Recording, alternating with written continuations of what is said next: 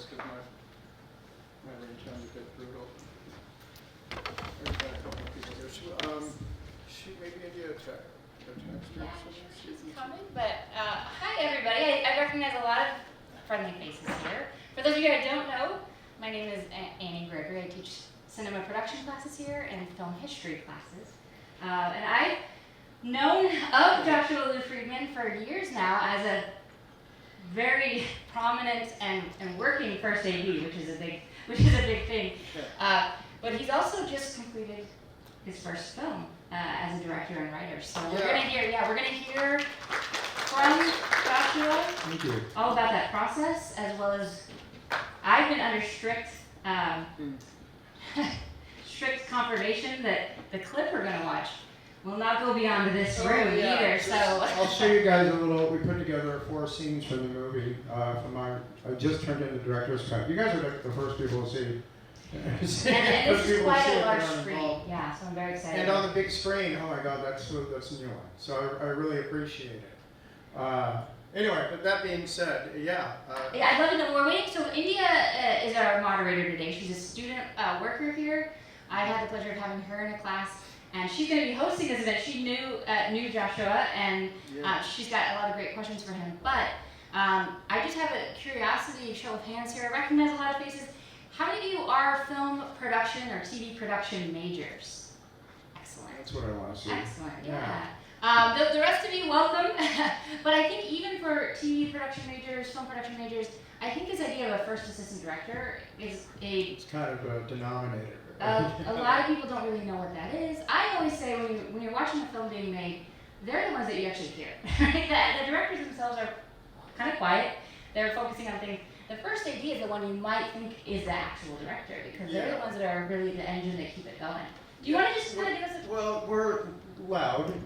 No, we're not. There are some ADs that are kind of, it's your job to run the set and make sure it's on, everything's moving on time, coordinating with your different department heads that you've already had meetings with during prep, to make sure that you're on schedule and keep things moving.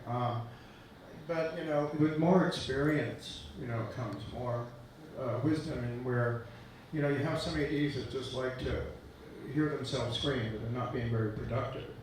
But at the same time, if you're soft-spoken, you're not getting much done. So there's a fine line as an AD you have to walk to be kind of, stern, slightly feared, but respected and fun to work with. You gotta do both. I've learned over the years. The older I get, the quieter around. So. I didn't mean it as an insult. I think it's more No, I love to explain that, because you will be on sets where you're going to hear there are some ADs who just love to hear themselves scream. And AD stands for assistant director. First assistant director, Traditionally, we have first AD, second AD, and then second AD. Second AD. And then the second unit potentially. Do you want to kind of demystify that for Sure. students? Yeah, you break down production department. After the producers down to your line producers and your production coordinators. They're kind of moving and shaking behind you. But as a first AD, you're early on. You take that script and you have to break it down. You have to turn it into something tangible, concrete, a schedule. And I break down. It's a tedious process, but you have to, they give you the dates. They give you a script. You break it down into strips, as you've probably seen in the video. For those of you who've seen the video, this movie magic, it's what we still use, and you turn it in, and once it's approved, when you're back and forth with your producers, and that schedule is approved, that's you. It's your job to now, come through with what you authored, and what you promised that you can make work. And what happens if you don't make a day? Like if you don't get that? Oh, when we go over. Mm-hmm. We kill people. No, it happens. There's some kind of prep is everything, of course. So the more prepared you are, the more most likely you are going to be to not go over. Because once you go over, that's when, as an AD, the first people are going to be breathing down your neck are the producers. I love it when there's so many shots left in the day, and some producers are like, I don't know if you can do it. And they just show up on set an hour before camera wrap, just to kind of give you that look, you Yeah. know, and I'm always just kind of, I like to let them sweat it out a little bit, you know. You know what you I know my producers, I like to let them sweat it out where all you hear is like, doing that. Looking at each other across set. Nah, I always make my day and come through. But days you do go over.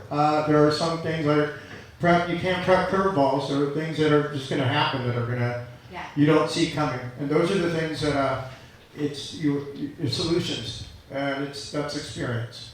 Knowing what departments can do what and to avoid going over. But if you go over by a curveball or so, it happens. Sometimes producers are usually in their budget will have some contingency in their budgets for going over. You have to pay the overtime, buy a second meal, and when I say second meal, it's always going to be in an hour or pizza. Yeah, there you go. But yeah, here I'll let you. I do think I'm sure that this will come up, but the second AD and a second, I just demystify that. Yeah, no, that's good. I was just giving you the breakdown of the AD department. Do you need any water or anything? No, I've got my thermos. I'm a happy camper. I'll grab it for you. Yeah. I have my thermos. I got it for you. Oh no, I got it. No worries, guys. I appreciate everyone coming out too. Wow, this is quite a turnout. Also, so we will be discussing this new film. I finally got one off the ground. We're talking writing and directing. So, but I guess I should introduce you because I love this woman. Here comes India. I give it up for India, guys. She's amazing.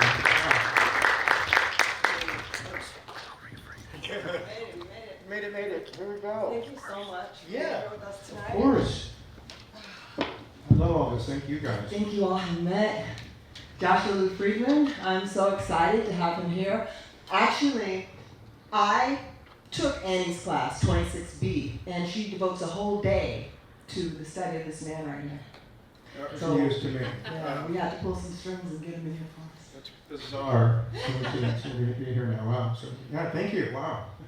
Thank you. So let's just get right into it. Sure. I know you guys are probably all wondering, what was the inspiration, that spark that made you want to devote your life to cinematography? To the first movies. I've mentioned to you in the past, you have those moments from when you were a baby or a child that you still carry with you, those memories. Those are called signpost imagery. And my earliest, flashes of memory were being taken to a movie theater. I was 3, 4, the Grand Theater in Long Island to go see. It was in black and white, even though color films were, I'm not that old, but I am old. To see Son of Flubber. It was this Disney picture, and it had these football players who were flying around the screen because they're all floating on Flubber, whatever it was. And I started laughing. I could not believe what I was seeing. I was laughing to the point where I was had to be taken out of the theater. And I just couldn't believe I was freaking out. Physically taken out? Literally, my mom just took me right out, so I never saw how it ended. But no, it's a true story. And then beyond that, and then when I walked out of the theater, only so many years later, when I saw Jaws, when I came out of that theater on opening day of that film. Then So how old were you when you saw Jaws? I was like 8. I was 8. I mean, then I knew for sure. I love movies. But ever since Jaws, that's kind of all I live and breathe. So you knew since 8 you wanted to do film. Yeah. What was your first big break? What was your first job in film? It was, and I started in animation.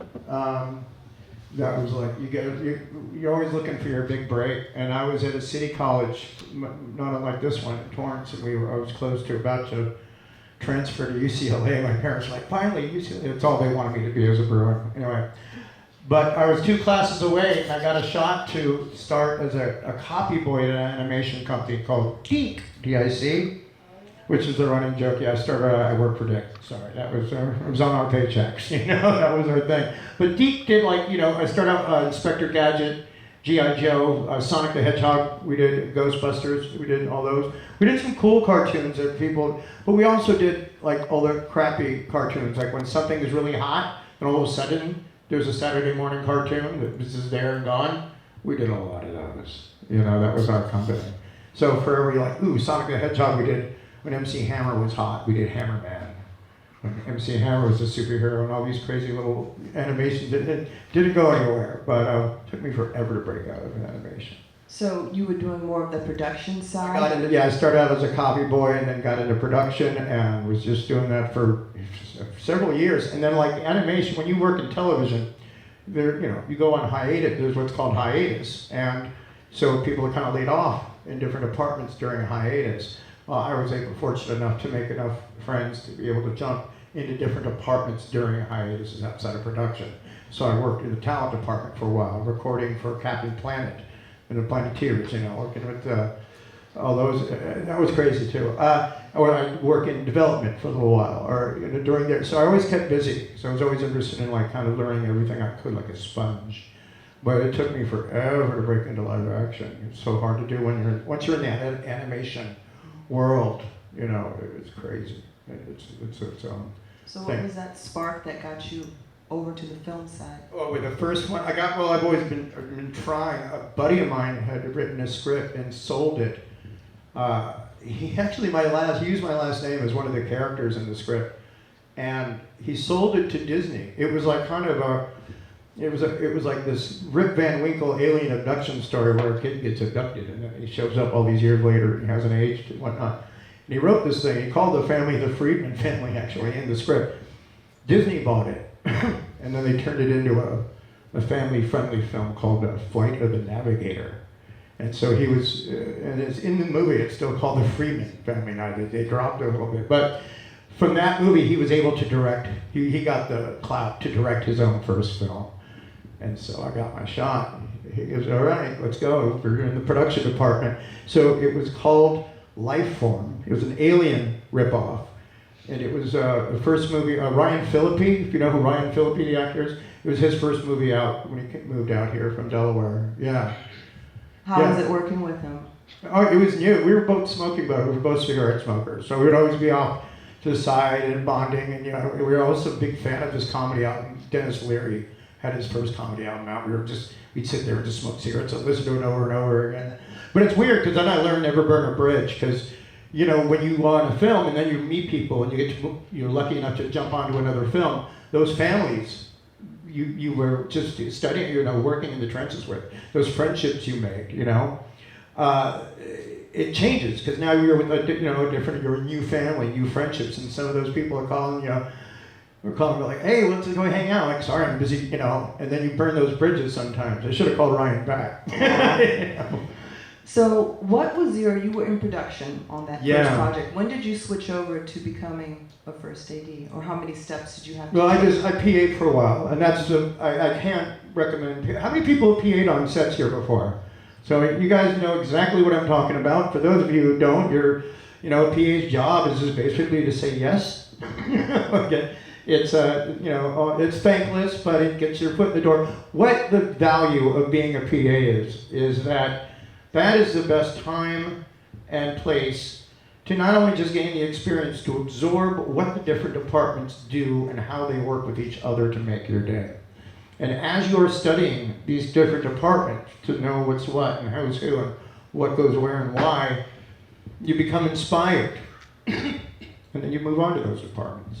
A lot of PAs will go on, God, I love helping put the set together with our department. I want to go into props, you know, or someone wants to go into hair and makeup, or someone wants to grip, you know. You can go, and if you're batshit crazy, you might want to become an AD, which ends up being the most stressful job on set. But yeah, PAs, you get the opportunity to learn and leapfrog where you want to go to. I wanted to say too, if any of you all have questions that are pertinent to what we're talking about in the moment, feel free to raise your hands. Yeah, we'll organically jump in and out of questions and chat a little bit and have fun. Yeah. PA stands for production assistant. Oh God, yes. There are some non-majors in here, so just. Oh my, okay, I gotta, yeah. I'm so help me, please. Nurse made me through that one. There's that, PAs are. We use a lot of the acronyms. Yeah, I'll use acronyms, and if I stop me, please. But yeah, production assistants are the glue, the backbone. I mean, seriously, you're the first ones there, they're the last ones to leave. You know what I mean? It's a thankless job. Sometimes your first jobs are you're working for free or as an intern, which I hate, as you know that. You know, I should But you be- got to do it. Yeah, I know. You know, that's, if it's a foot in the door, sometimes, you know, hey, I can, you know, if you do this little short for me, I can get you a shot on this film that we're all like properly doing. You help out. You know, that happens too. Hi. Do you have advice for where to look for PA jobs, like the best place to like look or how to find them? You know, it used to be. So here's what I used to do.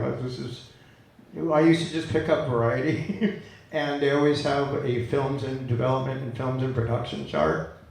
And it was like one day out of the week. It was like Thursdays they have the films and production charts. And I would just go. The phone numbers of the production companies are right there. So I would cold call them and say, hey, are you crewed up? Are you still shooting? Are you in development? You know? And if they're shooting, yeah, are you crewing up? Or they'll say, no, we're crewed up. But there's someone who's out there who's looking for, like, you never know. Someone's gonna be like, yeah, we're looking for PAs, you know, you never know. It never hurts to try at all. It never does. So I would cold call. But it's also friends, you know, film communities are great, you know, you're in LA, you know, there's so many, like, I don't know, film community gatherings you can go to see, like, what they're doing at the Vista and the Frida cinemas over in the Valley, you know, and going to the New Bev to see any revivals, and which are great, which I highly recommend, because the filmmakers will show up and do Q&As, and, you know, you go to these events and hang out in these communities, and you're gonna be talking the talk with production people, and then, yeah, hey, you need a PA, you know, it's tough though. Again, it's a tough question to answer. Sometimes it's who you know, but I'd cold call those. If worst came to worst, cold call. Hi. What are your thoughts about the rise of production companies starting to ask for like 3-5 years of PA experience to get a PA job? I haven't seen that much myself. I'm sorry if you've run into that roadblock, but you're either crewed up or not. You know what I mean? PAs, no. They're usually like Sony and like the big Amazon. Yeah, like that. True that, but you're again, chances are four out of every 5 filmmakers in this room are all going to start out doing independent film. And in independent film, you are not needed the 3 to 5 years. You know, I mean, I don't want to point any fingers at people who PA'd for me or anything like that, but thank you.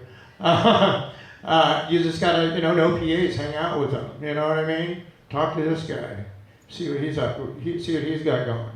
So yeah, you never know. There's so Who you're many. sitting next to. Go ahead. There's so many great projects that you've been involved with. Can you talk to us about some of the ones you're most proud of? Yeah, I mean, there's some fun titles in there that people know, but it's like the ones that I'm most proud of are the ones that are these little titles, these little cult little films that would be. One of them is more special to me now, even though it's 10 years ago, or 12 or 11 or 10 years that I did 10 years ago. It's more special to me now because I worked with an actor on this film by Joseph Kahn called Detention. It has Josh Hutcherson. It's a high school comedy. Joseph Kahn directed it, and that film I'm very proud to have worked on because not only it ended up being a lot of fun. It was a cult favorite, but Sony didn't know what to do with it because it was like Breakfast Club on acid, and they sat on it and waited till Josh Hutcherson's movie with The Hunger Games came out. And they, let's make money off that and we'll release it on the same day. So we got it buried, but it's found its audience. It's got a cult following. I'm so proud to have worked on that because it is crazy. It's kind of like when you're watching an episode of Monty Python. That's comedy. It's shapeless. It doesn't have. It goes where it wants. Detention's that movie, but why is it more important to me now than it was 10 years ago? Is because that's where I found my leading man for my first film. Here we are. Let's just 10 get years right into later. the director part of your now That's new. now- oh, yeah. Your new. Decades new later, career. That's yeah. very unusual too for a first AD to move into the realm of directing. Well, yes and no. I mean, it's commonplace in some areas, but in a lot of ADs just get pigeonholed. I got pigeonholed because I had another job, so I didn't, I didn't have the extra time. You always have the day job when things are slow, right? So I was bartending on the side. It wasn't just any bartending job. Yeah, okay, here we go. I'll get it out of the way. Okay, the reason why I was stayed bartending while I was ADing and didn't want to go beyond ADing to write and direct because I was Hugh Hefner's bartender for the last 14 years of his life. I did all the parties at the mansion, and then I was his personal bartender on weekends. They even gave me my own episode of The Girls Next Door because we got to shoot a horror film there, me and Bridget. So that was a job, let's face it, you don't want to leave that job. And talk about making and the jobs were dichotomous. Because there are people that I'm working with on set that'll show up at Hef's during a party and like, oh my God, you treat them well, it's great. But there are people that are your regulars that you end up, at the mansion that you end up working with on set too. And it just made things really smooth with some regulars that I'd end up working with. So you found your lead. I found my lead, yeah. He was in that 10 years ago. I always thought of him, I always thought he was great. We always stayed in touch. And I just thought that character he played so well in Detention. Did you write the character for him? No, I wrote it. Oh, that's something, because he plays it so amazing. Yeah, she's gotten to see the director's cut of it. And Monday night, I went to his house and saw it, and it is the marriage of rom-com and horror. It was like something I'd never seen in my life. It's a truly unique film. Yeah, it's cute. I mean, that's what I want to do. I mean, I didn't want to. It does kind of say something at the end of the movie. I don't want to give it away, but what I did want to do is just make something fun. I didn't want to. I'm not out to, hit you over the head with any, political statements or try to make you think too hard about something. I want you to have fun. I want you to pay for that ticket, get into a chair. The way we used to, those of us who worked in movie theaters back in the day, pay your ticket, you're sitting You worked in a at chair. Blockbuster, I think you. No, I did. I worked at a movie theater first. Movie GCC, theater, okay. which is now AMC, but it used Oh, to wow. be GCC for the General Cinema. For those of you who remember, that was my first job ever in a movie theater.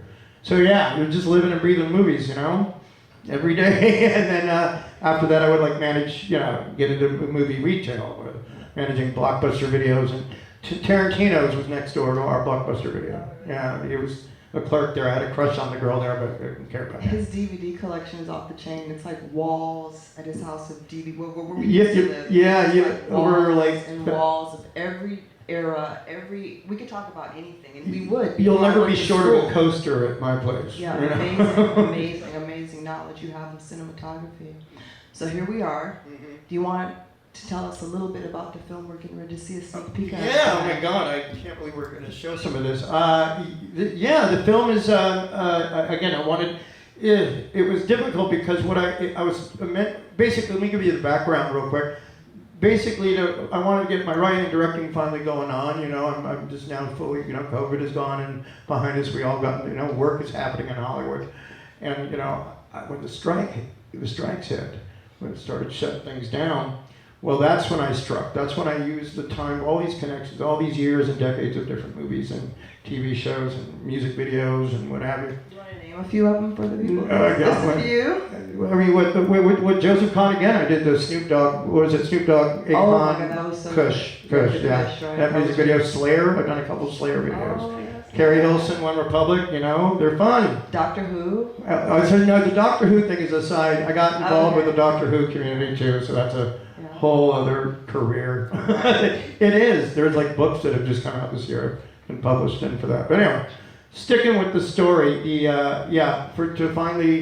to finally direct, the strikes hit, and all those connections that never had the time to sit down and talk to me, now they have the time. So I made those phone calls and made it happen.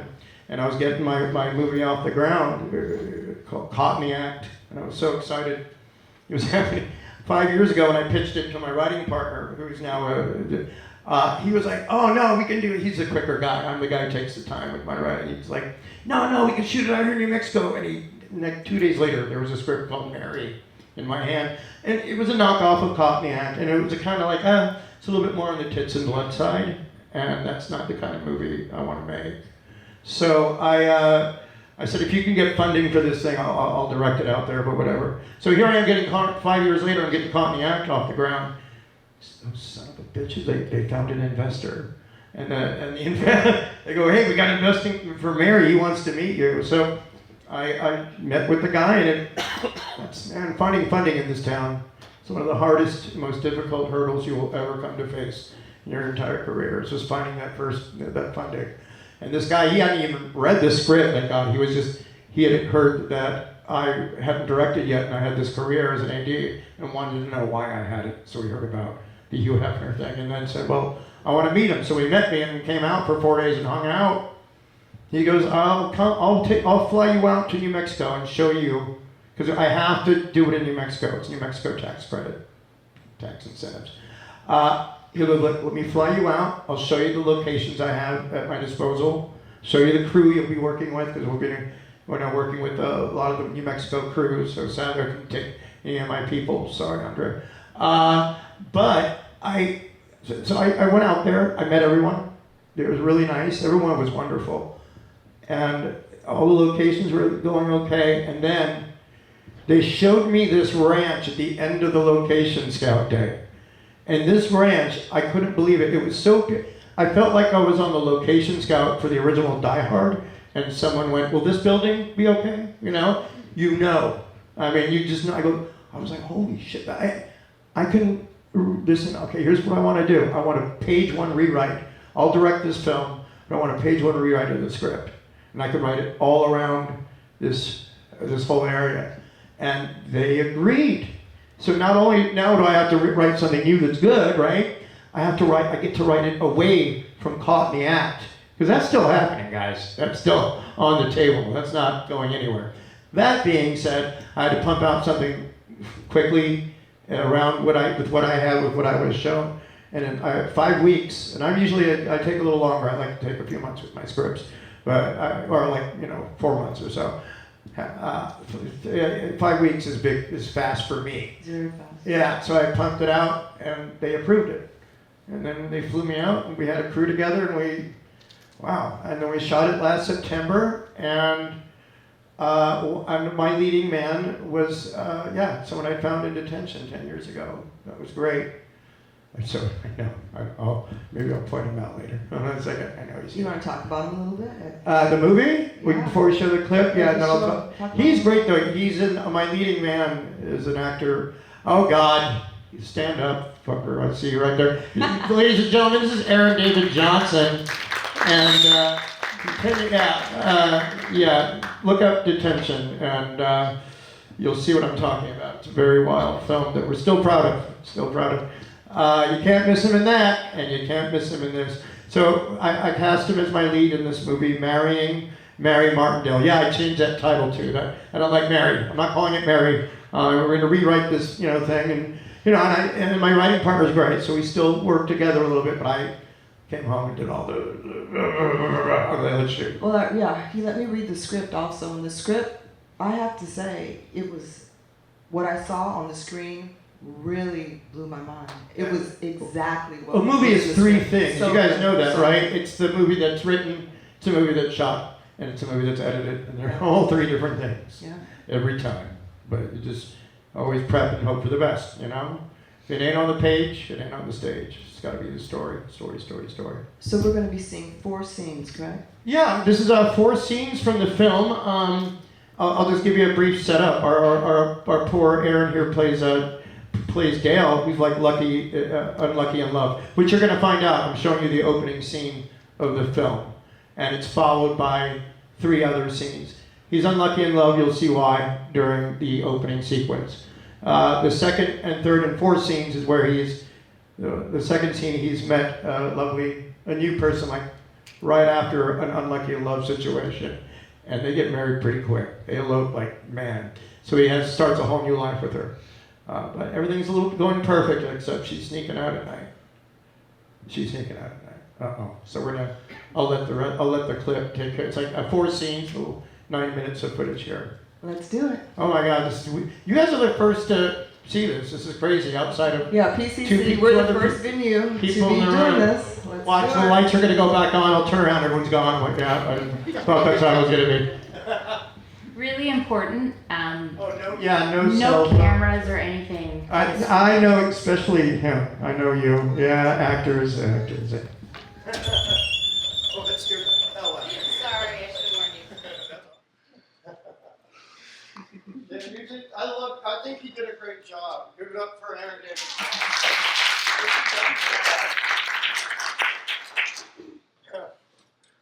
So was it all right? I mean, it was like, it should be fun. There's no, like I said, not hitting anyone over the head with any messages or anything crazy. Just want people to have a good time. Check. Yeah. All right. So clearly you have to do still Yeah. That was rough too. We haven't done color correction, sound design. This is all you're seeing the rough raw footage. It's just the director's cut I turned in to the producer's rough. All that. This whole new post process, which is actually my blind spot. So I'm learning this as an AD. You're prepping a film, you're running a set, and when you're done with that, you drop the mic and you start prepping a film again. Post has always been a bit of a blind spot. So I'm going to ask you a couple questions, and of course you Shoot. don't have to answer anything if you don't want to. I will answer. I'm an open book. I'm easy. Go ahead. I apologize in advance if I shock you easily. Go ahead. This is a question I forgot to ask you. When I saw it, it really looks like that film is around $1 million or more. How much did you actually spend in making this film? Can I? And how many production days did you have? I obviously, because of my AD background, I didn't trust anyone else to schedule my movie. Sorry. So I did my own scheduling, and I scheduled it for 15 days. Just standard. If your picture is talking heads, and our picture is pretty much talking heads, just people speaking. No explosions, no stunts, no prosthetics. Which is also, anytime you work on a movie set with either prosthetics or stunts, you're going to hit a wall in your time. So as an AD, you have to, when you're scheduling an event, you allow for that. For those days, you schedule those later. Anyway, that being said, we were given 15 days, and it was talking, which is standard, or was what I scheduled it for. And then, of course, during prep, when you're getting your funding, it's one thing when they say what they're going to put in the bank, and then the time it takes to get it into the bank, and then how much it is. It ends up, so it ended up costing me 2.5 days. So we only shot for 13 days. Well, that was going to be the question I asked next. How long did it take you to get everything in order for you to start production? That was the November of the year before. From November to September of last year. The year before into September of last year when we shot, and then So about a year. Exactly. Okay. We actually we had wrapped production and all came home a year to the day before the guy called me wanting to meet me. So yeah, we did it in a year. And then I had to go. I still have when you write and direct, if you have a job in the industry, and then you just all of a sudden you get a good shot to write and direct something. You don't think that you're just going to be, now I'm writing and directing all the time. Doesn't quite work that way. I'm still AD. I'm still proud to AD and proud to talk about it. And still AD until I don't have to, especially in the parlance of our times. So between the directing and the ADing, which is your favorite? I guess directing, because no one's second guessing me. That's what was the most liberating thing. The directing part was easy, actually, because I've been backseat directing for the last 10 years. Seriously, I'm the guy. I became that AD that I get repeat business from certain production companies or not certain production companies or certain producers who don't trust this first-time director they've just hired who won that short at that festival, and they're giving him a shot. You don't trust them as much. So I'm the guy you hire to kind of, coddle them through, babysit, make sure they're getting their shots, make sure they're getting their wides, their over mediums, whatever. Just make sure they're getting what they need. And yeah, after a long time, 10 years of doing that, it got old real fast. And you're a second guest, especially if you're working with someone who doesn't Not every director. It's my job, thank God. I adapt to my directors. It's my job to adapt to them. Go ahead. I'm sorry, I just had a question. Since you were on location in New Mexico, Yeah. you said 15 days. Were they 5-day weeks or 6-day weeks? I'm a big fan of, okay, as an AD, oh gosh, you just love these questions. Thank you. As an AD, I always schedule, from default, I 5-day weeks, okay? That gives your crew, you know, a weekend off. Now, that Monday or Friday could be whenever in the week, you know, but generally, think 5-day weeks with weekends off, okay? People who are shooting 6-day weeks, it's criminal, I mean, but it happens more often than not. What they're doing is they are saving time and their rentals for that they have to return over a weekend. And they save a lot more time if you're shooting 6 days. Also, with 6-day weeks, you can actually only, some movies that are talking heads, or if you're shooting, you know, a quick asylum film or something, Asylum shoots their movies in 6 days. I've shot movies just because you can do something doesn't mean you should do something. I don't recommend it. Seriously. But, you know, like I said, 5-day weeks, 6-day weeks isn't giving your crew a day off. Okay, you're working their butts off. You're going to end in nights, right? Always you schedule, like you start your schedule starting with the day scenes, and you schedule toward nights because you're going to go into overnights and later hours. So those days off are essential. If you do a 6-day week, and you've got someone ending on an overnight, they're going home on, you know, a Sunday morning, going to bed, waking up, and going right back to bed so they can get up early Monday morning for a morning call. So, do 6-day weeks happen? Yes, all the time. Do I recommend them? No, not at all. Give your crews need 2 days off. They really do, in my experience. I mean, yeah, people are hungry. No, we can do it. Yeah. Great, yeah, and you can be like Asylum and shoot 6 days, but like I said, just because some things can be done doesn't mean they should. Yeah. So where do we go from here as far as getting it out to the public? Well, it's right now, we have like meeting deals with just different distributors and different producers that we like, but I'm not signing it right off the bat. We're not Like signing I said, it you off. don't have to answer any questions. Oh, yes. No, it's still in post. But I just just can't turned wait it for in. this to come out. It's going to be so great. Yeah, it's exciting because the movie does go, you know it goes places. It And goes. you all know this is just the tip of the iceberg with this film. Oh, it's just Where a taste, it blew. I was like at the end. I was like, oh. Yeah, it's a fun one. But also it's endearing. It's like the ultimate love story. 'Cause it's a story really about sacrifice and meeting each other halfway. Yeah. Really. These guys the actors were. It was all the actors. Go ahead. You mentioned budgeting a little while ago, and I was wondering if two things. That one is there anything when we first started like getting exposed to all the budgeting stuff. And stuff I stay away from budgeting. Okay. Yeah, there's Movie Magic Scheduling, which is a program ADs use to schedule, and the production coordinator uses Movie Magic Budgeting to budget everything off of what I turn in.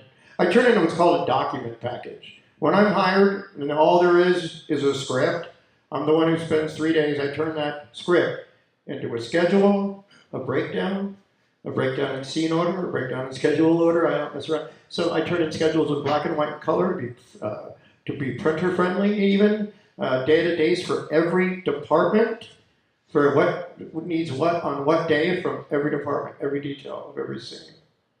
And then I give that to the production coordinator, and they take that into Movie Magic budgeting or whatever budgeting program they do by hand. I don't care. They take all that information and they turn it into the numbers for a line item for a budget. Yeah. Was there ever something that like surprised you about how much of your budget it took up? Oh yeah. Where do we begin, Aaron? There was like they only give us so much money. We didn't shoot it for $1 million. We didn't. I'll say we shot it for under $500,000.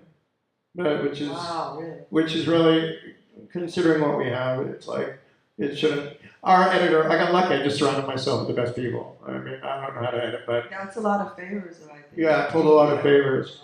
But yeah, anyway, so we're, just now to answer your question too, we're just showing it to the different, this director's cut, but I want a few more days of shooting. You know, you need pickup days. It's commonplace. The right distributor wants to give us pickup days. I'll sign. You know, I got a few more days of, because some people, once you shoot your movie, it's not gonna not a studio, it's not being churned out tomorrow. You know, I got buddies who got movies out that just came out last week, you know, and I'm just going to their screening, like going to what they're doing when they talk about it and do Q&As. They shot that movie, like, they shot 2 years ago. They've been spending 2 years trying to get it right, trying to throw money at it, trying to make it better. Better, with not just your color correction, your sound design, with your Foley, your scoring. There's so much goes into it in post. And I'm just navigating these waters anew. But it's exciting. But yeah, it's a lot though. So am I going to say, is this going to take another 2 years to come out? No. Am I like him and others that have wait that long to wait until it's perfect before I release it? Yes. But we'll see. Our director's cut, I think it's good enough to where I don't think we'll be waiting a couple of years. We're going to bite a lot sooner. We already have some people lined up. Yeah, it'll come out. As a director, though, guys, do it. I mean, it was liberating because I'm the kind of guy that you always want to make sure as a director that you get what you like. Otherwise, you're going to be forced to like what you get. So, which one of those people do you want to be? I'm going to get what I like. You don't like the other options. Anyway, sorry. Go ahead. So where do you foresee yourself going from here? I've got, that was caught in the act, still happening, guys. I'm on a mission. I have some offers, though, that are interesting I'm going to explore. But I have caught in the act and 3 more films that are in me. Because I think all of us filmmakers have a story or a film that's in you. It just they have to come out. So I have 3 more films that I know I want to make in my lifetime. Beyond Martindale. And anything else I get hired to do is great, or hired to write on or work on. I love it because I live and breathe being on set, just running a set, being on set, or talking about movies when I'm not working. You know what I mean? That's it. So I'll still be ADing. I'm going to AD until I don't, like I said, don't have to. But yeah, I'll still AD until I don't have to. I'll keep directing. I'd like to keep directing. This is super. We want to open the floor. If you all have Please, questions galore. I love them. We don't want to hog the mic. Go ahead. I would love for you to explain what a day out of days is. Day out of days. Big letters, DOODs. You see them everywhere. Say if you're in a department, and let's say your department in the props. It's a breakdown of every prop and which day it plays on. Or if it's a wardrobe day of days, here are the days that this piece of wardrobe, this person's costume plays on. And that way they can do their shopping, their prepping to make sure everything is perfect in each department for what they're supposed to have on which day and when.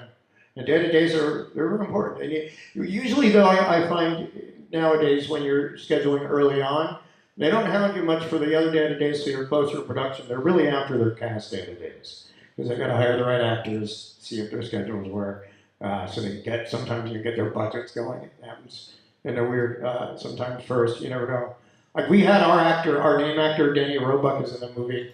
He was in The Munsters was just recently remade by Rob Zombie on Netflix. He played Grandpa. He was Santa Claus in Terrifier 3. I do a lot of horror movies, sorry, I know a lot of these horror people. But I lost my train of thought. Sorry. Those day-to-days though, they're very important. It's just the cast ones, like I said, are the ones that I'm looking for though. Yeah. If that helps, you're inundated with them. Again, the paperwork part is the prep. This is when I'm sitting there taking a script and turning it into what it needs to turn into. I'm good at it enough to keep getting hired, because, good work begets more work. Never forget that. Good and hard work begets more work. And that's how this industry works. That simple. Like as an AD, I'm going to call that PA who went above and beyond before the guy who's just sitting down all day on his phone. I don't charge PAs for sitting down anymore, but I'm going to bring it back. I'm not. But that's kind of how that is. Go ahead, sir. So, would you foresee yourself maybe hiring some PAs from PCC? Of course. Anytime I jump on a film, it's not like sometimes I get on a film, I can't hire my guys because the PAs are already hired in advance. You never know. like a producer will come on and they say, oh yeah, don't worry, don't worry about your guys. I've got my cousin Heshy and like this and that. I'm like, oh God. But I let them fail, and then I go, okay, can I call my guys now? And they go, yep. And how often does that happen? A lot. So yeah, it's always good to, keep that database of people, which I can get from you. So, but What advice do you have for our young charges just starting out as to how to be useful on the first day and get themselves rehired? easily, first of all, it's just a very simple thing to remember. Okay, it's not the time it takes to take the take; it's the time between the takes it takes the time. How simple is that? What I just said was true, though. It's time management. Time management on set. It is not the time it takes to take the take. It's the time between those takes. It takes the time. So it's a setup. It's a prep. It's all the different departments working together like a dance. That's what it is. It's a rhythm. All the departments work together and they figure out that rhythm, and then that's how the dance works. And it just works out wonderfully. Yeah. But my best advice is to learn time management and learn how to and calm as an AD. You have, like, especially if in an emergency situation, any situation an AD shouldn't look panicked. An AD needs to be calm, and your pace dictates how everyone else is doing their thing. Hi. Hi. I know there's like a fine line between a PA wanting to learn everything they can and asking questions, but at what point does that like? You're right. That's a great question, because when you gotta, just put yourself in the person's shoes. I know you're eager and everything, but like if they're busy and you're inundating them, maybe not a good time. If it's lunch and you're all sitting around at the tables hanging out, or just in between setups, if your AD's talking to you about, okay, I need you to lock up. Lockups are a big thing a PA does on set, by the way. The lockup is important. I'll explain that. And that's as long as you're okay. Here's what I tell all my PAs. I prefer people ask questions. Please always ask questions. If there's something going on set that you don't understand, I'd rather you ask questions than blunder blindly forward out of sheer pride. That person's not gonna get a call back. You know what I mean? Ask questions like, hey, they said that, we're going to put a C-stand over there. A C-stand, what do they mean by that? No, it's just kind of going, what does that Coleman mean? What does the LECO light mean? Ask questions. Any good AD will be more than happy to, but know that person is stressed and it's managing time. Ask your key set PA is what you would do. Always respect the chain of command. Key set PA is there to keep you guys moving along. If you guys aren't on top of it, know what you're doing, he looks bad, never doesn't get a call back. So you'll have a key set PA. And then above that, there'll be a second AD who oversees the PAs. And over that, a second AD who's under me, who's my right-hand man, but not. The best second AD, by the way, if you've been a second AD, the best thing you can do is, don't be seen on set that much. Because the second AD is back running my base camp, preparing my call sheet for the next day, only showing up on set for approvals and to bring me my actors and go back and run that base camp. My second is my right-hand man on set who's helping me manage the PAs. And I'm there running the set. And there's nothing glamorous about a film set, okay? That's how, people, oh my God, Hollywood, The first thing I tell people as a first AD, a film set is more like a construction site. That's what it feels like when you're shooting. It's more like a construction site, and I'm just the foreman. And I just keep it moving, keep it running. And like I said, try to do it smoothly enough. You always want to make your days. I hate when we have to go over, oh boy, a second meal. Do you want that in and out that's been sitting there in the back for hours waiting for you to get it out? Yes, don't go over. Yeah, or pizza, or Sonic. Or Waffle House, for those of you shot anywhere. Waffle House, yeah. Oh, God, yeah. So these next films you want to do you see yourself relinquishing the reins of first AD and just moving right No, my films? No, I'm not AD, no. I won't AD my own films. I'll write and direct mine, but I'll still AD for, like I said, but I have friends that are directors that I work with multiple times. Like, who was Tales of Halloween? You know, that's Mike Mendez. You know, we've done some other films I'm very proud of. We did Big Ass Spider, which was a comedy that was with Greg Grunberg. It was a lot of fun. And then we did Tales of Halloween, which was great.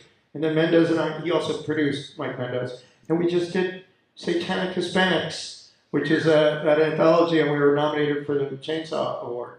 I don't know what we were nominated for against what we were nominated for all these other great titles, but hey, we're just happy to be nominated. It was good. It's fun. I love these repeat. You know, I will still work for these directors, even if I'm directing, because we have fun on set together. Go. Just to remind you, I think talking about what locking up a set is or Lockups, please. I'm sorry. Say we're about to roll, and you know the one thing that we're always doing, not rolling just the cameras, we're rolling the sound. And if anything, you know, it's got to be quiet. So the lock PAs are basically the second AD or the key set PA. Well, look at the shot. Always just go to a monitor. Some people are afraid to go to a monitor and take a look. Once you ask the ACs or assistant camera guys, hey, are we framed up? Oh, can I take a look at the monitor? Usually, no one's going to say no. Look at the monitor, and they'll see where could noise come from, and place PAs off camera around the perimeter of the set, anywhere of a set, depending on how many PAs you have and how big your campus extends. And those PAs are there keeping it quiet. You lock it up and keep it very quiet. And then, you know, you just wait. You know, and then you'll hear me say, I'm the editor, I'll say, you know, pictures up, so all the PAs are just parroting that everywhere they are. And I do ask that when I say pictures up on a radio, they scream it wherever they are, pictures up. Even if you're alone in a bathroom, in a stall using it, right? And you hear it on the radio, pictures up, scream it out still. You never know who's in that other stall. That's the important part is the PAs are ambassadors of information that the AD needs to just, you know, disseminate. And we rely on the PAs to get all out there. There's a change in the order of the day. Okay, guys, tell everyone, show everyone that now we're going to flip these two scenes because we're waiting on an actor to show up. No offense. Anyway, you know what I mean? So anything can happen. But, like I said, there it goes back to the experience of just having done it enough times where problem solving becomes a new superpower. The more experience you get, the more situations you deal with, then you become that superpower problem solving. I've like, thanks to my career, I've been able to problem solve in life more ever than I ever did being raised throughout my childhood and teen years. This is problem solving. Boy, do you get curveballs. I'm staying calm. Go ahead. One more question. Could you talk about the importance that one of the jobs of the first AD is overseeing safety on set? We're also the safety officers. So, you know, you have to make sure that and we have a safety meeting every morning. No matter if there's stunts or armor or gunplay or whatever, there's a safety meeting, period. And I'll go ahead and, you know, delineate all the basic protocols. And I'll do a walkthrough of the day and say, by the way, we're going to be here, we're going to be here, we're going to be here, we're going to go to lunch, and we're going to be here and here. So that way everyone's thinking ahead, you know. But those safety protocols, yeah, there's no joke. And I adhere to them without, I mean, I can like pull out my list and go through it, but these guys are sitting hearing it. But literally, safety is so important. And then it's also, and I'm glad you asked this, you know, it's the AD's butt. So if anything bad happens on set, the first thing that the AD does is, like I said, remain calm. It's the first case I've had 2 freak accidents happen in my life on a set. That, you know, you just got to immediately remain calm. Everyone's looking to you, so you have to address the situation. It's not a fun. That's why the AD's job is the most stressful job. It's your ass with the schedule that you've authored that doesn't come through. You don't make your days, and if anyone gets hurt, you know, it's a lot. And you're managing, and when you AD on the set too, you're responsible for everyone's safety. You're also managing personalities. Because, you know, every department head, you know, you're going to get some great people working together, but you're also going to get somebody who's a little more, you know, cranky, cantankerous, you know, or not just, I don't know. There's always going to be, everyone is different. You know, you can't have a group of people in a room and expect everyone to be hunky-dory. So you adapt and you figure it out. You figure out where your weak points are. And then you'll be able to, manage your time and manage your set a lot easier. Early on, that's why the first couple days of the schedule, I schedule light. Because those are called first day of school blues. People get to know each other. Everyone figures out who does what, why, okay. And that's where we also figure out, okay, which department needs to be picked up a little bit. So we don't get burned later in the schedule, because it's your bad if you don't make your schedule. Oh, I can't wait to hear this question. I mean, I've heard it 1,000 times, and I love hearing it all the time. Mm-hmm. But could you give us your speech? Oh, really? Come on. It's great. Yeah, It's great, right? I missed the whole thing, so I don't know what's going on. Yeah, he came in late. Let us show you what you missed. I thought I was going to walk in here. I was going to ask later. He was going to ask to see the footage. I know he's probably got you here to see that. I do have, what do? I have it here as my, I do have it here actually. After working on other sets. The safety meeting, are you serious? You want it? I realize after working with other ADs, nobody ever does a speech like that or says anything at all. You do it on the first day at least, and you say safety set protocols carry over when you do the walkthrough. However, if there's going to be gunplay, everything stops. There's safety meetings anytime, anything that remotely, and I'll do the speech for you, but guys, anything that remotely looks like a weapon, we stop. We do a safety meeting. I don't care if it's a bazooka or a fucking butter knife, okay? We stop and make sure everyone, all departments see what it is, that the weapon is safe, and this whole rush situation, before we start asking questions about that, there's nothing wrong with the gun protocols, okay? Those protocols work. The gun protocols, this is the reason why this hasn't happened in 30 years. Human error, simple as that. Okay, the gun protocols, as long as it's the first AD is doing, following those protocols. So yeah, we do safety meetings before, or a stunt, or an explosion, and where people are going to stand, who can be here, who can't. Or when you're closing sets, oh God, yeah. No, but there's a safety meeting for anything that looks like a weapon. See, what is it, the speech, the safety meeting, and the morning meeting? Oh God. I shouldn't have told them we were doing this. All right, so say it's like the beginning of the day on set, and I'm just kind of like, I bring everyone in front of me. Sometimes I'll let hair and makeup and some of the actors go unless it's really safety, like danger, then I have them. Otherwise, I'll let them get the actors going, and I have them PA disseminate anything they need to know. I'll get the day. You got to get that day moving. You know what I mean? I bring everyone else in front of me. First of all, I'll ask for Mouseketeer roll call. Everyone say who you are, what you're doing, and so we all know who. You can save time, what your handle is. I remind them about call time responsibility and accountability for it. Like that means if you come in and your call time is 7 o'clock, come in ready to work at 7 o'clock. If you want your bagel and your coffee and all that, show up a half hour early. That's what that's for. Don't just show up at 7 and then take your time and get your shit together. Show up and be ready to work. So I always be accountability for, the call sheets. Then I explain to them what the bubble is. And the bubble is only just my homemade little device, but it seems to work. I go, what is the bubble? The bubble is, guys, I'll shout out the bubble because anytime I see an actor addressing his performer, and there's people talking around him and making noise or working noise, I'll yell bubble, because that means everyone quiets down. They give them that bubble of silence, a bubble of respect. You use your radios, you whisper, you can keep working, but just bring it down, show them respect, So let people know what the bubble is on, early on. Close set protocols too. If there's any kind of intimacy and I close a set, if you don't need to be there, you're gone. If I see a camera raised anywhere near a monitor, you're out of there. You know what I mean?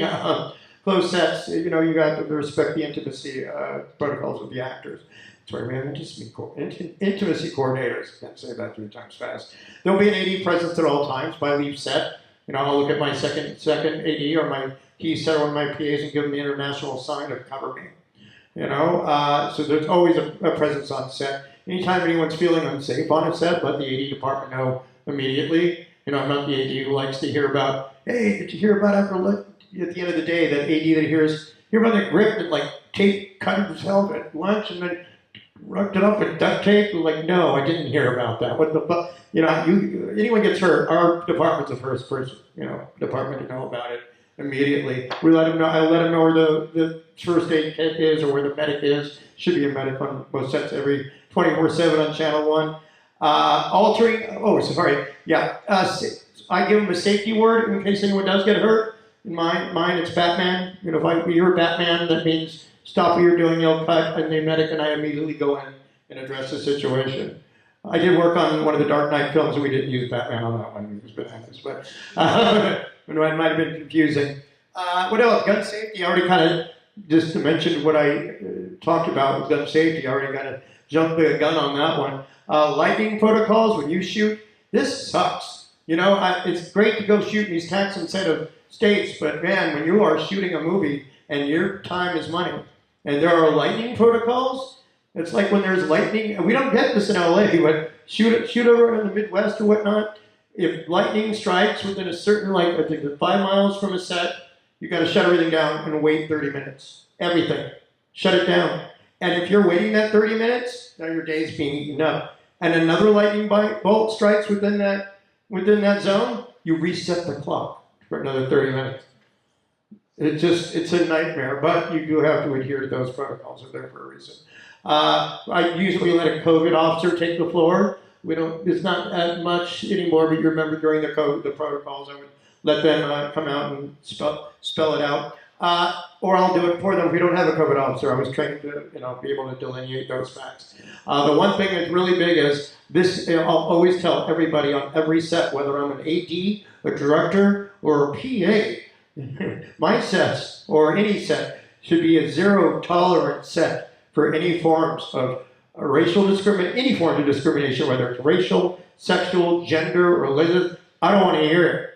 You see something, say something, and no politics. I would say the parlance of our time, but keep your rants for your Facebook rants, whatever. Just none of that on set. And boy, have I gotten in trouble for opening my mouth. So no politics on set, whatever you do.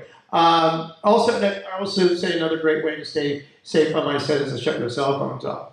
So if I hear one go off, I'm keeping it. So I hope it's the new latest iPhone model that I'm down on. Let everyone know where the bathrooms are, smoking sections for terrible, horrible smokers that are so vilified. Social media blackouts, too. We'll tell the crew, this film, you can't, if you post about this, we'll find you. You know what I mean?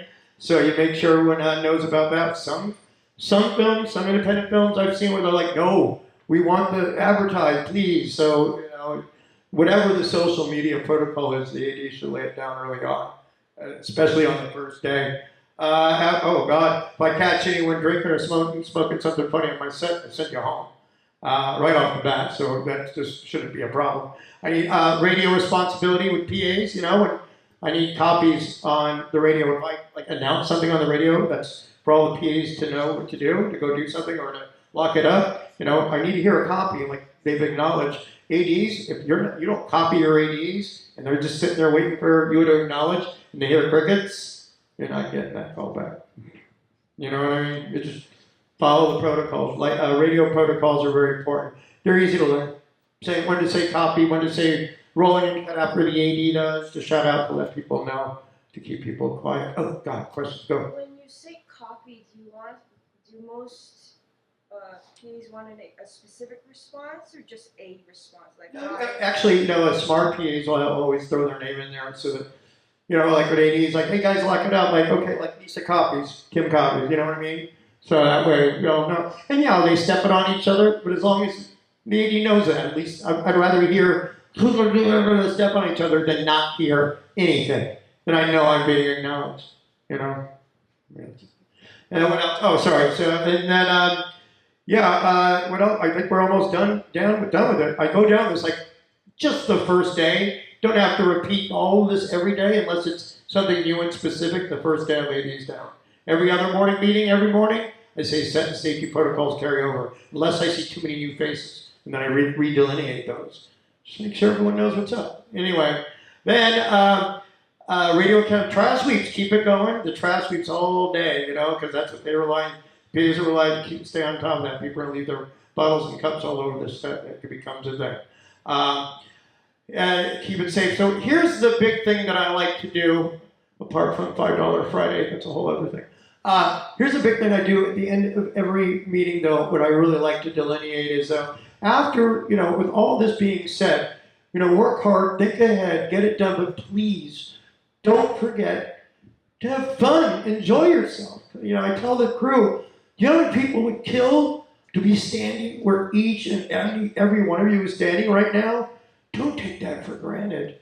Have a good time with people with like-minded people who are doing the same thing. You guys are making art. You're artists. Thrive in it. Enjoy it. Savor the moments. Anyway. Oh, sorry. Okay, go. Sorry.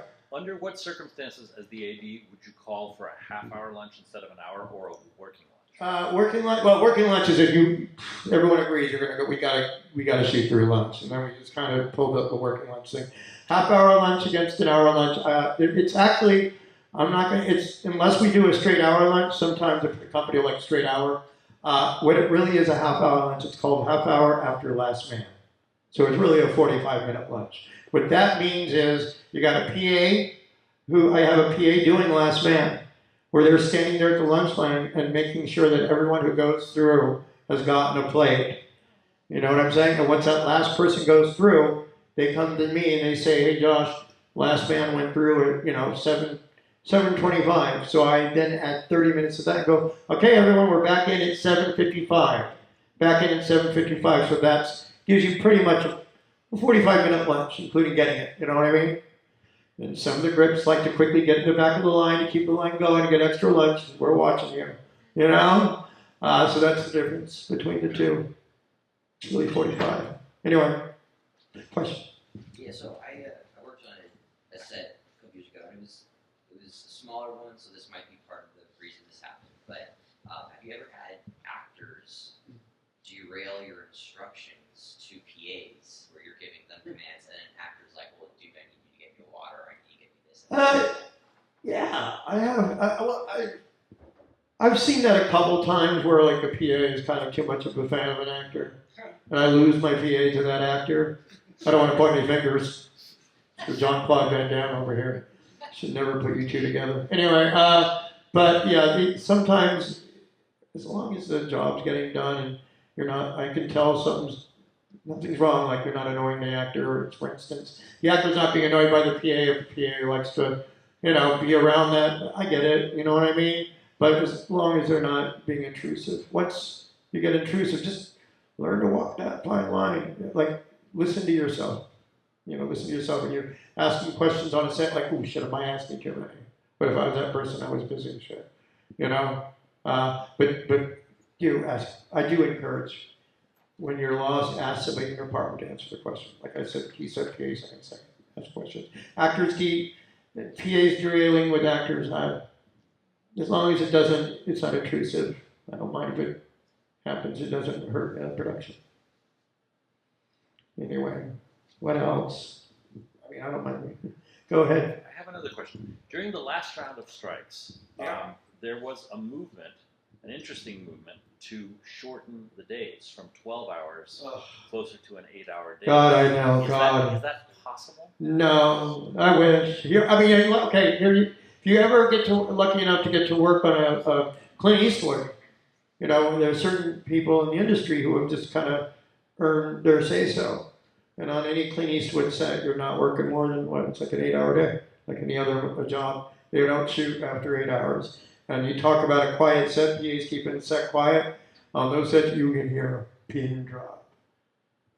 You can hear a mouse get in a wrench around the corner. Seriously, it's like that bad. So, those sets are quiet. Anyway, but that being said, no, because there's time is money. And look what we do in a 12-hour day. Look how much we can produce. God, it would be nicer. I wish, but I know how people think. And at the end of the day, it'll be nice for a while. But no, we need to get back. No, 12-hour days is how we've kind of broken our backs in this industry and kind of established it on. And it would be nicer. Not especially the first 8 days. I'd never get sleep. But time is money.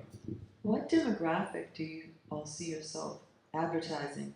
Mary Martindale. Oh, for Martindale, I definitely. Is it such a mashup? It's a mashup because it does come off more. I know you guys saw some blood, but it does. It is their own. They're very good together.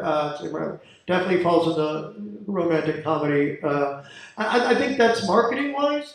maybe we would, because like the gore is a bit of a twist. It's a tonal shift that we like, because it worked. You know, we took a chance, made it work in the film. So I would like to more, you know, treat it like I'm inviting people to a wedding. It's well, no, Mary Martindale is a theme. I'm not going to send out, you know, passes to a premiere. I'm going to send wedding invitations to the premiere. That's you know, that kind of thing. Maybe have a minister marry my cast to their first audience. We'll see. I don't know. Just have. That'd be fun to do a pony. What is it called? What is it, a pony show? A road show with it. Yeah, that'd be fun. But dog and pony show. One of the people courting us did mention that. One of the distributing companies did mention, hey, we're going to give it a dog and pony show if you release if you sign with us. I'm like, well, that sounds attractive. You know, but also they get all their money back up front. So it's like, oh, it doesn't sound attractive. I'm not going to make money. But hey, I'm willing to not make money on it to get it out there and get it seen and just get it noticed and everything. So that way I can make caught in the act. Ha! Which is happening. So happening. But yeah. So, as we wrap this up, at this last half hour, I'd like to talk a little bit about the industry. The industry has made so many changes, especially after COVID, and especially with digital, all the digital technology and streaming that's going on. Where do you foresee Hollywood going, especially for independent filmmakers? It's tough right now. There's no easy answer right now. You're going to hear the word vertical a lot. I'm hearing it on every set I go to. Everyone's companies are paying very cheap. They're paying a lot of money for cheap labor to make vertical entertainment for vertical screens, and they're paying a lot. So a lot of people, but it's the death of the art. You're not making art. You're making stuff for people with short attention spans look on their phones. Anyway, but so there's where the industry is. Sadly, I see more of it often than not as far as this town is concerned. You know, the town is, the strikes did what they did. You know, it's become a bit of a ghost town. Is there credence to the fear of this turning us into another Detroit, which is a shell of an industry that once built that city with cars, the automotive industry? Is that what's happening with us? Is Hollywood going to become that? I don't know, possibly, but you do hear about tax incentives. Don't worry, California will up our tax incentives and bring movies back to Hollywood. It's great, but by the time those get getting inside, it'll be a couple of years before anyone. No one's going to wait around a couple of years to start seeing those golden days again. So, again, people are moving to where the tax incentives are. Like I said, they made movies during the Great Depression. You know, if they made movies during the Great Depression, they made Wizard of Oz. They made Gone with the Wind during the Great Depression. Okay. They made movies during the Great Depression. Well, fucking so am I. Sorry. Pardon my French, but what the French? Go ahead. Have you ever had the opportunity to work in or around the UK industry? Yes! What's that like? And what are the insights into any differences in the way it works? That's a whole other class, my friend. In the summer of 2000, okay, I was raised an Anglophile. So that means I was raised on British television and Doctor Who and all that, and you know, I got involved with these people. Allons-y. I literally but it was my dream. You'll love this. It was my dream to AD a film in London. I've always wanted to go to all my life. In the summer of 2010, got the phone call. Come AD a film in London. Could not believe it. They're going to fly me out. Everything's kind of all set up at the studio. I get an apartment on the studio lot, the famous L Street Studios, where they shot Star Wars, Empire Strikes Back, Raiders, and all the history. I get there. I'm going to prep for a week. We get the weekend off. That's why I'm going to go to London. I can't wait. And we start shooting on a Monday morning. Okay? So we prep for the week. We talk about UK cruise. Oh, my God. I get the call on the weekend after we prepped. I took a tube into London, finally, my first time in London. I get out of the tube in Leicester Square, and I'm there like, I'm almost having a panic attack, my life's dream, right? The phone rings, and it's a studio, and they're like, hey, we have good news and bad news for you. Well, like, what's the bad news? Well, the bad news is you're fired. Well, what's the good news? Right? Well, the reason being is because our co-star is kind of backed out. He can't be here every day. the co-star of the movies in every scene. It's told through the co-star's point of view. We originally wanted the part to be American. We lost our guy. We originally wanted the part to be American. We like your style. Would you co-star in this movie instead? Excuse me? Overnight work visa?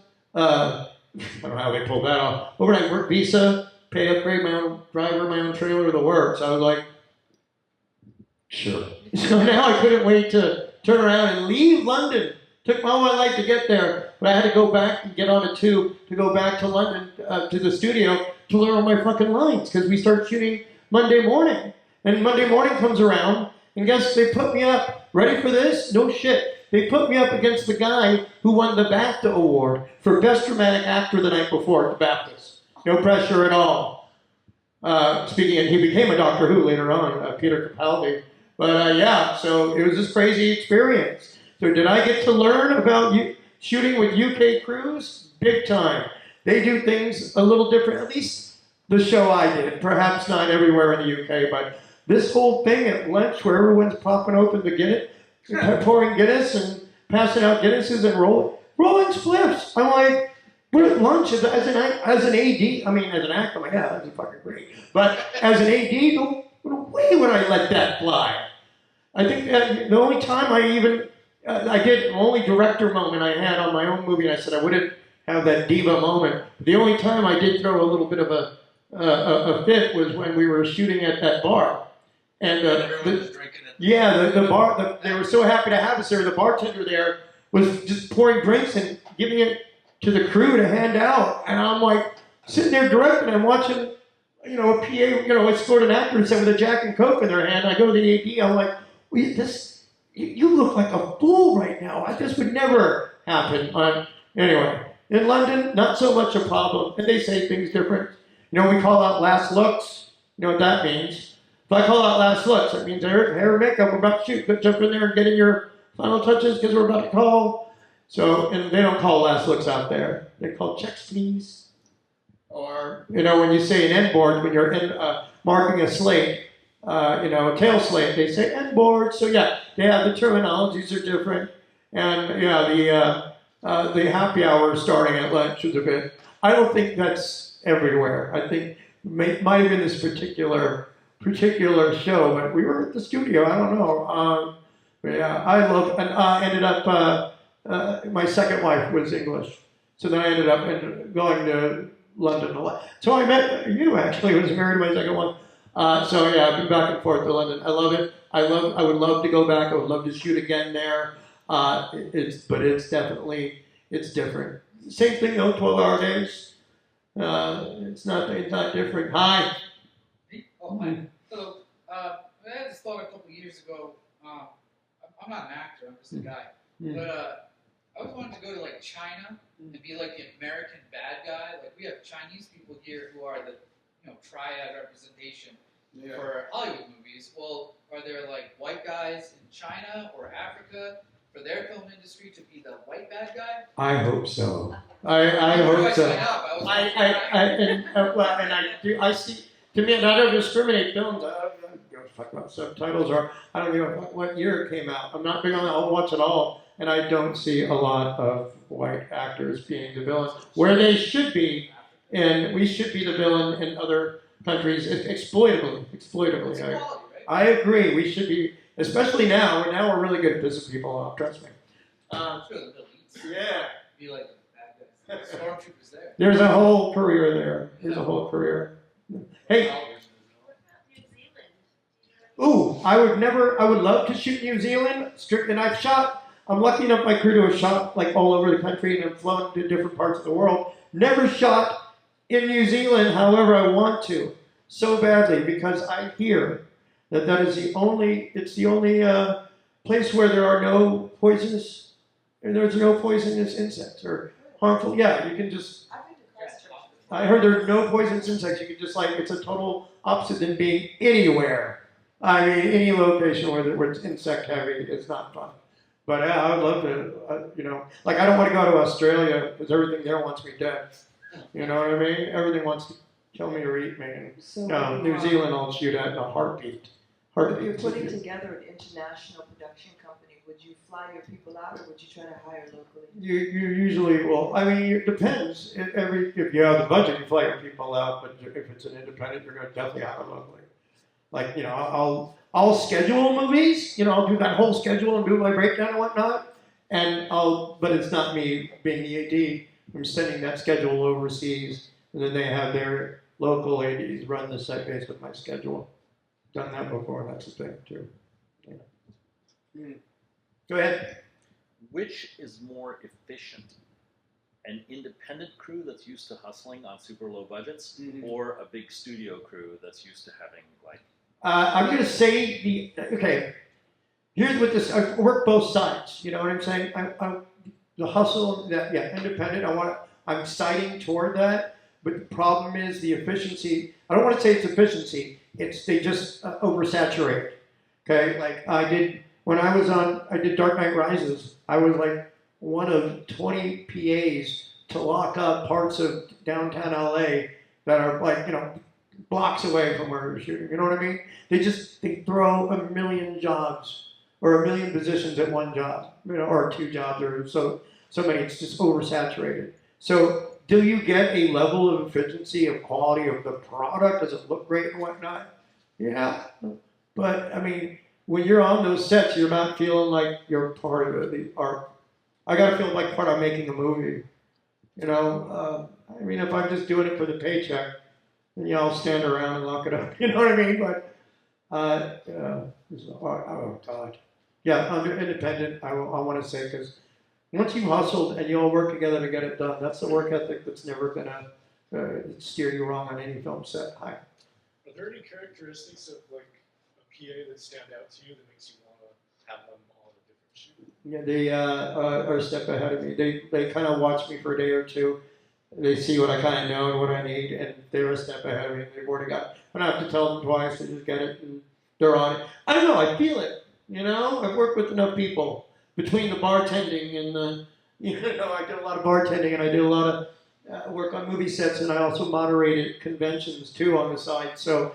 You know, people, I just love people. And I know there's different kinds of people. And I just feel, you just feel those PAs. When you're working with a group of PAs, you know the ones that are just, they don't really care that much and whatnot. You can feel the ones that are there that want to learn. It's just obvious. It's a hard thing to hide, ambition. It really is. Sorry. Yeah, but anyway, any more questions? Are we good? I won't keep you here too much longer. In fact, I'll say my goodbyes. But any final? Do you have anything for me? I just want to say thank you so much. Oh, thank you. And, Thank you. I have a lot of fun. And I'm not a big social media guy, but just Facebook. So find me on Facebook, and I'll be nice and mention the class, and I'll keep you in mind. You know what I mean? I love meeting you guys. So please, don't be a stranger. Thank you so much. Thank you. All right.